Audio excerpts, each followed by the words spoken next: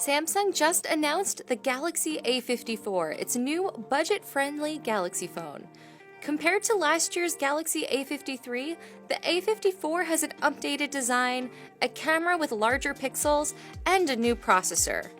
With the Galaxy A54, Samsung wants to provide some of the features you'd get from a premium phone like the Galaxy S23, but for hundreds of dollars less.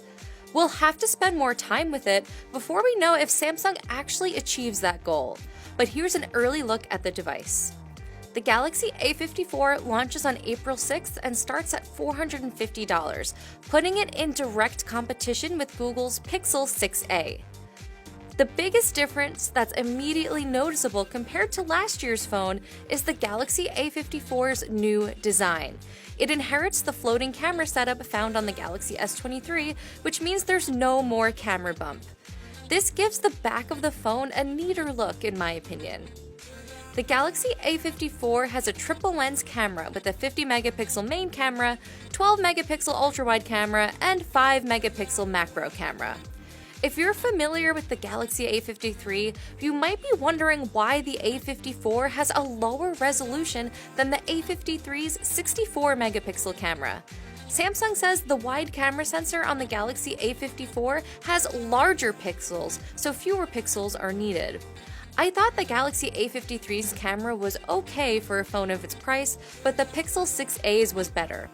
Let's see if the Galaxy A54 helps Samsung catch up. The Galaxy A54 is also about the same size as the A53. It has a 6.4-inch screen with a 120Hz refresh rate, while the Galaxy A53 has a 6.5-inch display. But what I'm really looking for is better performance in the Galaxy A54.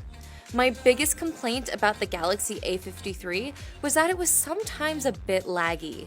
There were times when the keyboard didn't pop up as quickly as it should have, or I had to press the home button multiple times to quit an app. The Galaxy A54 runs on a newer processor called the Exynos 1380, so I'm hoping to see an improvement.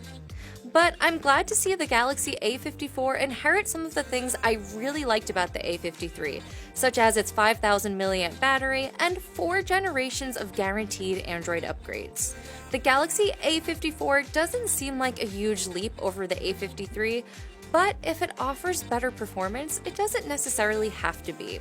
It looks like a promising option for those in need of an Android phone for less than $500, although we'll need to use it for a longer period of time before we know for sure. There's also a chance Google could release the Pixel 7a soon enough, since it announced the Pixel 6a at Google I/O last year. So what do you think of the Galaxy A54? Let me know in the comments. And don't forget to follow CNET to catch more of our smartphone coverage. Thanks for watching, and I'll see you next time.